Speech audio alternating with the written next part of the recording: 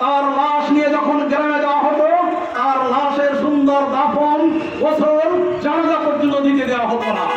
এমনকি তার লাশকে ভাসিয়ে দেওয়ার মতন এই পশু সুলভ আচরণকে হার বানিয়েছে বিগত সরকারের রাজনৈতিক কর্মকাণ্ড।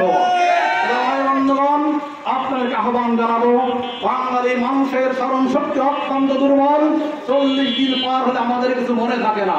অতএব আমরা আপনাদেরকে আহ্বান জানাই, বিগত 16 বছরে আমাদের যেই নির্যাতন নিষ্পেষণ চলেছেন, যে নির্যাতন চলেছেন, যে অবহেলা চলেছেন, চারদিকে মুক্তিযুদ্ধের এবং মুক্তিযুদ্ধের পরিচিত শক্তির নামে যে বিরোধপূর্ণ অবস্থান সৃষ্টি করেছে, গৃহযুদ্ধে যারা বাদিয়েছে, তাদেরকে বারবার তাদের এই দুঃশাসনকে সামনে নিয়ে এসে আগামী প্রজন্মকে পাঠদানের মাধ্যমে সচেতনতা সৃষ্টি করতে হবে। তাহলে আমরা কেউ ভুলবো না। বন্ধুগণ, আমরা কি দেখতে পেলাম?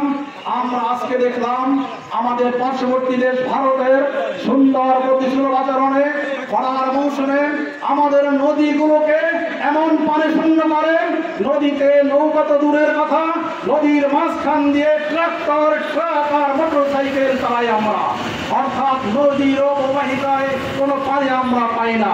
আজকে বর্ষার সিজনে আমরা দেখলাম কত পশু রাত বন্ধ করেন, গোমতী বাঁধ এই গঙ্গবাদকে ছেড়ে দিয়ে আজকে বাংলাদেশের ফেনী, নোয়াখালী, কুমিল্লা, খাগড়াছড়ি, হবিগঞ্জ, শাস্ত্রগঞ্জ সহ পার্বত্য অঞ্চলের অনেক জায়গা আজকে প্লাবিত করেছেন। আমার মা বন্ধুকে ডুবিয়ে রাখতেছেন।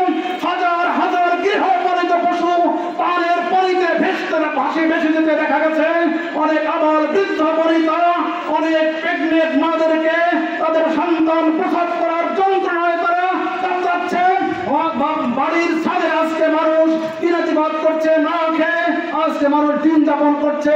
এই ভারত নামীয় সরকার আজকে আমাদেরকে পানিতে ডুবে মারতেছে। এর প্রমাণ হলো, এর পরিণতি হলো অচিরে ইনশাআল্লাহ 7 সিস্টার নামীয় এই 7 অঙ্গরাজ্য ভেঙে টুকরো টুকরো হবে ইনশাআল্লাহ। সেদিন বেশি দূরে নয়, যেদিন আমরা ইনশাআল্লাহ বাংলাদেশকে স্বনির্ভর করে গড়ে তুলতে পারবো। আসুন আজকের এই জনসভা থেকে আমি আহ্বান জানাই, মিডিয়া কর্মীদেরকে রিপোর্ট করুন। আমরা 18 কোটি বাঙালি প্রত্যেকের পকেট থেকে 50 টাকা করে দিলেন প্রায় 9,000 কোটি টাকা পার হয়ে যাবে। এই টাকা দিয়ে আমরা বাঁধের এগেনস্টে বাঁধ নির্মাণ করবো। বন্ধুগণ, অচিরে আমরা দেখতে পাবো, আমরা কি দেখলাম বিগত 16 বছরে আমরা দেখলাম বর্তমান বাংলাদেশ থেকে 16 বছর পূর্বে যেই সন্তান জন্ম নিত, সেই সন্তান 4,820 টাকা ঋণের বোঝা মাথায় নিয়ে জন্মগ্রহণ করত। আজ 16 বছর পরে একটি সন্তান জন্ম নিলেই অটোমেটিকলি তিনি 1,08,000+ টাকার ঋণের ভর্তুকি মাথায় নিয়ে জন্ম লাভ করে। অর্থাৎ বিগত 16টি বছরে 94.5 বিলিয়ন মার্কিন ডলার আমরা ঋণ হয়েছি। অথচ আমরা দেখতে পাই ব্যাংকিং সেক্টরের হিসাব অনুযায়ী গত 16 বছরে 95 বিলিয়ন মার্কিন ডলার পাচার হয়েছে। যদি আমরা পাচার রোধ করতে পারতাম, আমরা একটি টাকা আজকে বাংলাদেশের জনগণ ঋণ থাকতাম না, আমরা স্বনির্ভর ঋণ মুক্ত জাতিতে রূপায়িত হতে পারতাম। কিন্তু আমরা কি দেখলাম 16টি বছর শুধু নয়, 71 সাল পরবর্তী আজ পর্যন্ত বাংলাদেশ যারা পরাক্রমে বিভিন্ন সময়ে শাসন করেছেন, তারা যখন এই শাসন ক্ষমতার অস্ত্রে পৃষ্ঠে যখন আরোহণ করেছেন, সঙ্গে সঙ্গে তারা রাষ্ট্রীয় সম্পদ এমন ভাবে লুটপাট করেছেন, এমন ভাবে তছরূপ করেছেন, পাচার করেছেন, দেশের সম্পদ সুইস ব্যাংকে জমা রেখেছেন, বেগমপাড়ায় বাড়ি করেছেন, লন্ডনে বাড়ি করেছেন, আমেরিকায় বাড়ি করেছেন, বাড়ি করে করে পাচার করে করে আজকে রাজনীতিকে একটি ব্যবসার অন্যতম ব্যবসা বলে বানিয়েছেন। সুতরাং আমরা বর্তমান অন্তর্বর্তীকালীন সরকারকে আহ্বান জানাই, যারা বিগত দিনে অর্থ পাচার করেছে, বিদেশে বাড়ি করেছে, গাড়ি করেছে, সুইস ব্যাংকে টাকা রেখেছে, সকল টাকাকে ফেরত নিয়ে রাষ্ট্রের অনুকূলে বাজেয়াপ্ত ঘোষণা করা হোক। বন্ধুগণ, আমরা এখানেই শেষ নয়। আসুন ইসলামী আন্দোলন বাংলাদেশ আমরা কেমন নেতা নেতৃত্বে কাজ করি, এটা আমাদেরকে খতিয়ে দেখতে হবে, এটা আজকে আমাদের চিন্তা করতে হবে। আমাদের নেতা হলেন এমন নেতা যিনি রাজপথে যখন নামেন তার কর্মীদেরকে পিছনে রাখে। অর্থাৎ কোন বুলেট আসবে, কাতারে গ্যাস আসবে, টিয়ার সেল আসবে, আবার বুলেট আসবে, যা আসবে নেতার বুক আগে বিদ্ধ করবে, এরপরে কর্মীর বুকে বিদ্ধ হবে।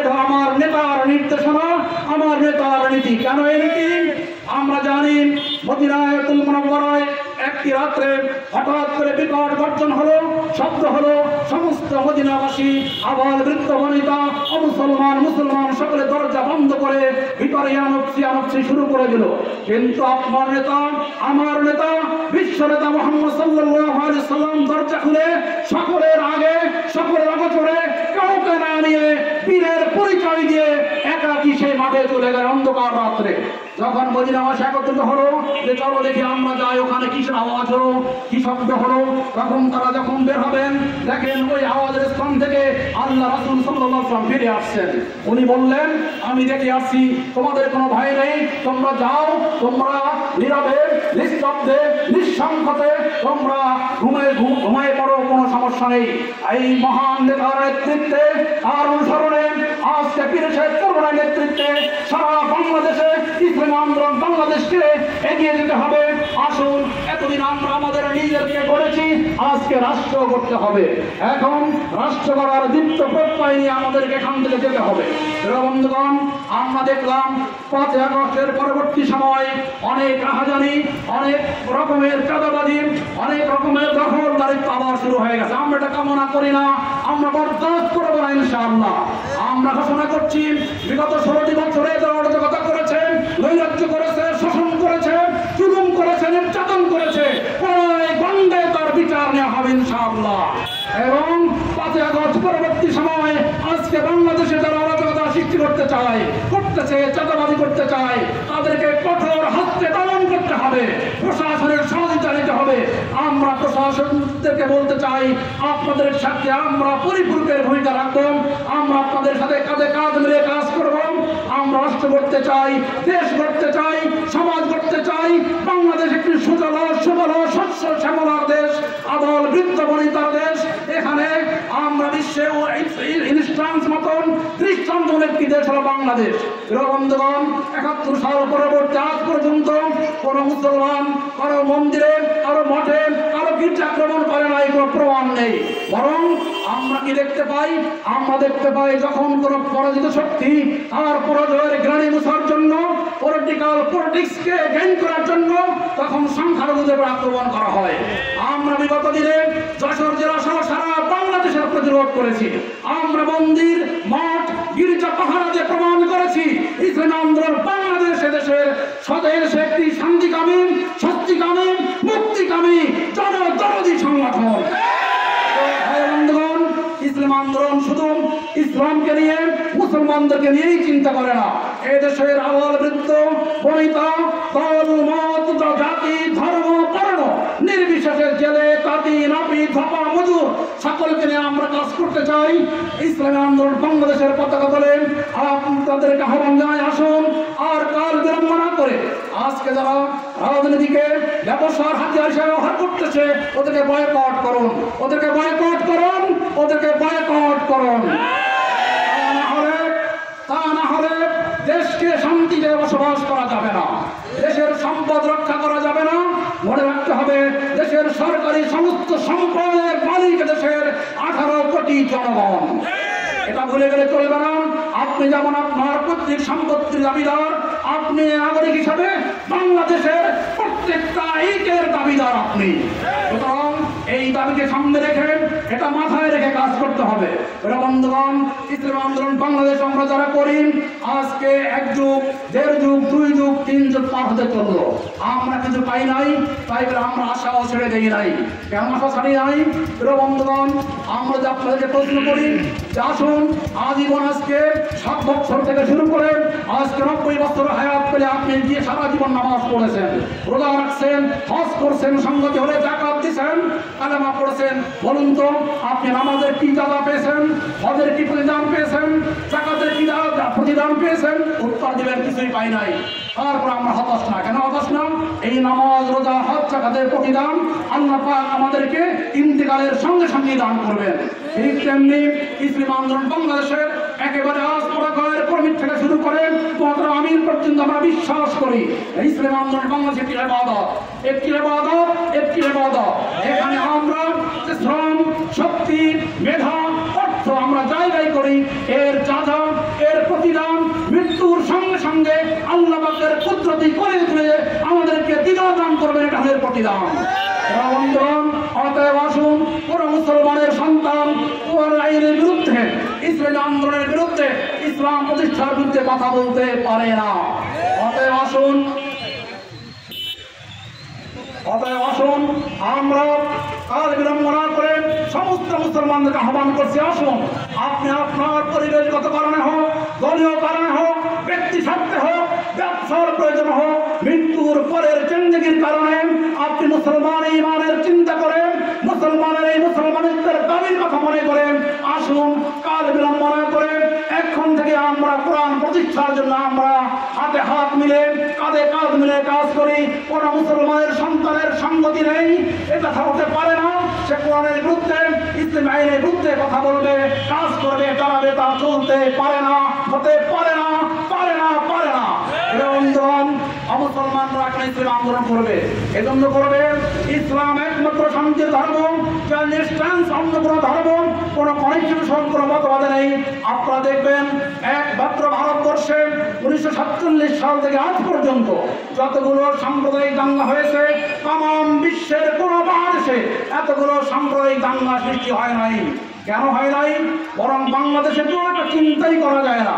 বাংলাদেশে আমরা বলে থাকি, আমাদের পণ্ডিতগণ বলে থাকেন, ধর্ম যার যার, উৎসব সবার।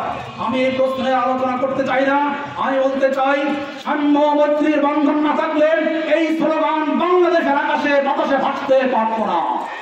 এই স্লোগান ভাষার মৌলিক বেদ হলো, মৌলিক কারণ হলো এদেশে হিন্দু, বৌদ্ধ, খ্রিস্টান, মুসলমান আমরা কাঁধে কাঁধ মিলে চলি। আমরা সম্পদ, আমরা সম্মান, আমরা সংগ্রাম, আমরা ইজ্জতকে আমরা সময় করে চলি। আমরা একে অন্যের পরিপূরকের ভূমিকা পালন করে থাকি। এজন্য এই স্লোগান আমাদের আকাশে বাতাসে চলতে থাকে। বন্ধুগণ, শুধু তাই নয়, আজকে আমাদেরকে বলছেন, আমি তার জ্বলন্ত প্রমাণ, হিন্দু বৌদ্ধ খ্রিস্টান ঐক্য পরিষদের যিনি সভাপতি, তার সঙ্গে আমার একাধিকবার কথা হয়েছে, যিনি সেক্রেটারি তার সঙ্গে কথা হয়েছে, পূজা উদযাপন পরিষদের যিনি দায়িত্বশীল যশোরে তাদের সাথে কথা হয়েছে, নেতৃবৃন্দের সঙ্গে কথা হয়েছে। তারা কপটে বলেছেন যে কোন মুসলমান আমাদের মন্দিরে হামলা করে না, গির্জে হামলা করে না, বটে হামলা করে না। তার মানে কি? তার মানে হলো ইসলাম শান্তির ধর্ম। কেন? ইসলামের কনস্টিটিউশনের বিধান হলো একজন মুসলমানের কাছে তার অপর মুসলমানের সম্মান, সম্পদ, সংগ্রাম যেমন নিরাপদ নিশ্চিত থাকতে হবে, ঠিক তেমনি ইসলামের ছায়াতলে একজন মুসলমানের কাছে অমুসলমানের রক্ত, সম্মান, সম্পদ, সংগ্রাম একই মানে মানদণ্ডিত। সুতরাং মুসলমান ভাইয়েরা, আসুন আপনারা রাজনৈতিক পলিটিক্সের শিকার, রাজনৈতিক গলা পানিতে আপনাদেরকে মাছ শিকার করতে আর আপনারা কাউকে দিয়েন না। আসুন আপনাদের নিরাপত্তার জন্য, আপনাদের শান্তির জন্য, আপনাদের শক্তির জন্য আর স্বাধীনভাবে আপনাদের ধর্ম পালনের জন্য ইসলামের বিকল্প কোনো শাসন ব্যবস্থা বিশ্বে আর নেই। সংগ্রামী ভাই বন্ধুগণ, সর্বশেষ আসুন আমরা পীর সাহেব চরমনায়ের পতাকা তলে, ইসলামী আন্দোলনের পতাকা তলে সমবেত হই। এই দেশকে একটি শান্তিপ্রিয়, শান্তিকামী জনগণের আশার নিয়ে, শক্তি নিয়ে আমরা বসবাস করার চেষ্টা করি। সর্বশেষ আহ্বান জানাই, বাংলাদেশী মানুষের জন্য আপনারা প্রতি মসজিদে মসজিদে, মাদ্রাসায়, প্রত্যেকটা বাজারে, গঞ্জে, হাটে কালেকশন করুন। আমরা তাদের টাকা ইনশাল্লাহ পাঠাবো। আপনারা জানেন ইতিমধ্যে সেখানে হেলিকপ্টার, স্পিডবোট, নৌকা, ট্রলার, ড্যামের অংশীয় খান উদ্ধার কাজ চলতেছে, ত্রাণ সরবরাহ চলতেছে। আসুন আমাদের এই কর্মকাণ্ডের সঙ্গে আপনার শরীক হন, আপনারা কালেকশন জমা দিবেন। আমাদের জননেতা এখানে আছেন আমাদের ইসলাম মনু ভাই, ওনার নেতৃত্বে কালেকশন হবে ইনশাল্লাহ। আপনারা নিশ্চিত থাকেন আপনাদের একটা টাকাও ইনশাআল্লাহ আজিজ 19-20 হবে না, 100 ইনশাআল্লাহ আপনাদের দান ওখানে পৌঁছায় দেওয়া হবে। আপনাকে আহ্বান জানাই, ইসলাম আন্দোলন বাংলাদেশের পতাকা সমাবেত হন। আগামী দিনের দেশ বাংলাদেশ জিন্দাবাদ, ইসলাম আন্দোলন বাংলাদেশ জিন্দাবাদ, পীর সাহেব চরমনাই জিন্দাবাদ। আসসালামু আলাইকুম ওয়া রাহমাতুল্লাহ।